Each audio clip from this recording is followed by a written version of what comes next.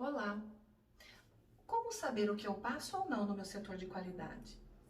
Como vocês saber o que eu posso passar ou não? Afinal de contas, nós estamos lidando com semijoias, não é ouro, né? Então nós temos que ter algumas observações aí. Dependendo do grau de exigência desse cliente, isso pode acontecer de até perder um fornecedor ou outro. Por quê? Existem peças que elas têm as características delas. Então, umas são mais foscas, outras são mais ruspiosas, outras elas têm uma aparência meio de casquinha de laranja, outros são extremamente polidos. Porém, existe características que não conseguimos mudar, a não ser que fosse polido um a um. Isso não acontece. Fica extremamente inviável para cada fornecedor se ele teria que polir peça uma a uma. E o preço ele deixaria de ser acessível. Então nós temos que levar em considerações que algumas peculiaridades elas não cabem nesse segmento. Porém, o que eu noto é que alguns clientes acabam esquecendo disso. Eu sei que muitas vezes, dependendo do banho que a gente dá, dependendo do valor do bruto que a gente compra, o valor lá na ponta, ele fica um valor muito significativo. E aquele cliente que está comprando, ele quer comprar sim, uma coisa boa, uma coisa legal e uma coisa que não tenha defeito.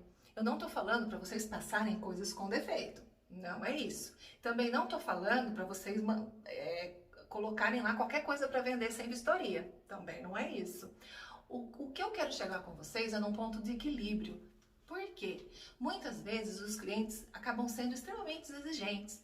E com isso, para o fornecedor de bruto principalmente, onde a mercadoria, a matéria-prima dele já é uma coisa mais barata, acaba sendo inviável para ele. Ele não vai acabar polindo um a um, ele não vai pagar um funcionário para fazer um polimento toda hora um a um, entendeu? Então, existem peças que sim, elas são polidas. Outras não, outras são, elas vão para o chip, fica lá batendo e recebe um polimento, mas pela máquina, não um polimento manual. Algumas características a gente precisa levar em consideração e acabar relevando.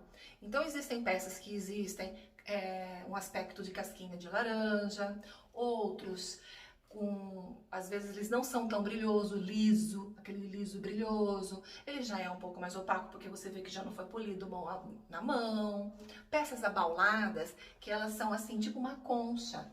E atrás dessa concha, ela não consegue receber um brilho total, porque a parte de cima dela, ela acaba pegando o brilho primeiro. E se você fica cobrando esse brilho da parte de trás, você acaba danificando a parte da frente, onde a parte dela é extremamente mais para frente. E com isso ela acaba pegando mais metal ali.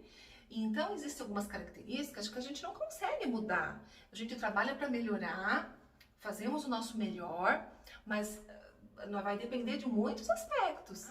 Por exemplo, uma correntinha veneziana, que você coloca um monte de pingentinho liso, soldado, é uma peça que tende a dar muito problema. Porque a correntinha, quando ela vai para o banho, ela precisa ficar um determinado tempo dentro do banho. Agora, o pingente que é liso, ele precisa ficar mais tempo para ele pegar o brilho, dar aquele aspecto bonito. Porém, se eu faço para agradar o pingente, a correntinha ela vai ficar dura e vai quebrar. Então a gente tenta sempre chegar no meio termo. Então quando você pega uma peça desse jeito, você vai ficar numa situação que você não consegue chegar num brilho excelente da corrente e também não consegue puxar muito o pingente. Porque senão você agrada a corrente, estraga o pingente, agrada o pingente, estraga a corrente. Então, existem alguns aspectos na linha de produção que precisam ser levados em conta. Algumas características de alguns modelos que precisam ser levados em conta e que a gente não consegue mudar. Então, existem N características que nós precisamos sempre estar avaliando. E lembre-se, na hora da gente comprar o bruto, analisa aquela peça, vê se ela está tendo um bom acabamento dentro da realidade, dentro da normalidade.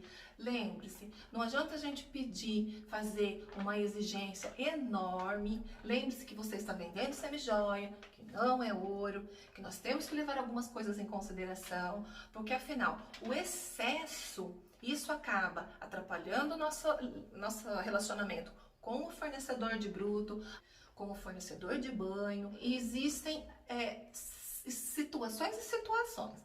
Então, avalie a situação, veja o tipo de mercadoria, se ela é abaulada, se ela é presa, soldada com determinado material que exige mais tempo ou menos tempo. Peças que não têm condição de você fazer um polimento melhor, porque elas têm muito trabalhado entre elas, vazado, que não permite você entrar com algum tipo de lixa ou polimento naquela peça, então ela tende a ficar com menos brilho. Brincos de correntaria também tende a ficar com menos brilho, porque se você puxar brilho ele vai ficar duro e chega até o ponto de quebrar. O que nós temos que ter?